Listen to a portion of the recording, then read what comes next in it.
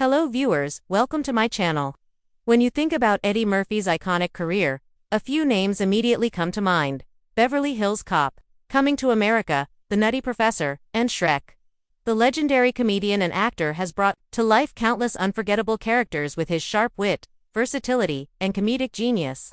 But like many stars who have enjoyed decades of success, Murphy has also experienced a few flops along the way. One film that often finds itself at the center of such conversations is Norbit, 2007. A broad comedy that drew mixed to negative reviews from critics but enjoyed moderate box office success. Over the years, Norbit has become somewhat of a punchline among Murphy's filmography for its over-the-top humor and questionable taste. Yet, despite the criticism, Eddie Murphy himself isn't convinced that Norbit deserves the title of his worst movie. In a recent candid conversation, Murphy pushed back against the harsh judgment, saying, "Come on now, ain't that bad." The background: what's Norbit about? Norbit follows the story of Norbit Albert Rice, a meek and mild man raised in an orphanage, who finds himself married to the overbearing and aggressive Rasputia, played by Murphy himself in an exaggerated fatsuit. The film leans heavily on slapstick, outlandish characters, and Murphy's signature style of playing multiple roles. While the movie drew criticism for its stereotypical portrayals and crass humor, it managed to gross over $160 million worldwide, on a $60 million budget, proving that there was a sizable audience for this type of comedy.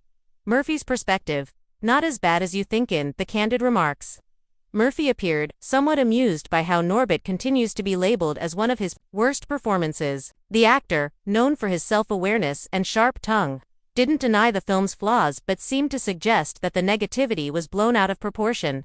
His simple, unapologetic statement, "Come on now, ain't that bad," reflects a combination of defiance and a reminder that humor is subjective.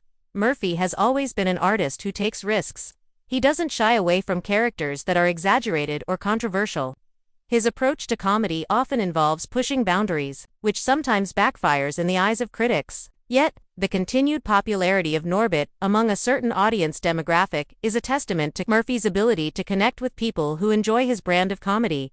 The complexity of criticism versus audience reception: it's not uncommon for films that receive critical backlash to still find commercial success or gain cult status. Norbit is a prime example of this divide.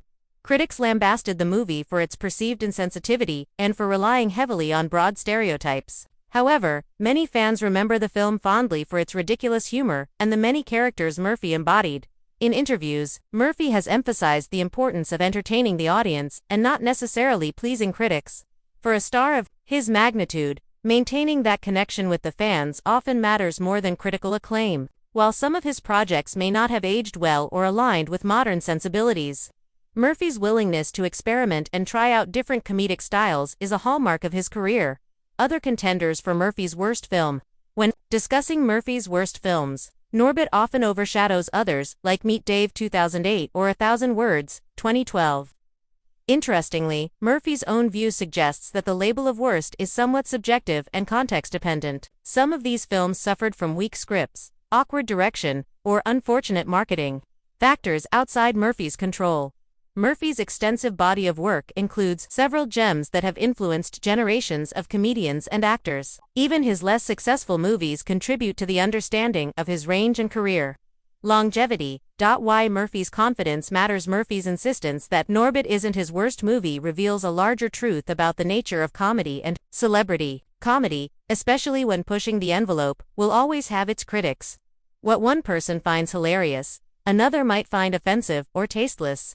The conversation around Norbit and Murphy's defense reminds us that artists must own their work, stand by their creative choices, and acknowledge that not every project will land perfectly with every audience. Moreover, Murphy's openness in acknowledging that Norbit isn't perfect, yet defending it, shows confidence in his craft and respect for the fans who enjoyed the movie. It's a reminder that even in a career filled with monumental highs, not everything needs to be a masterpiece to be valuable or entertaining.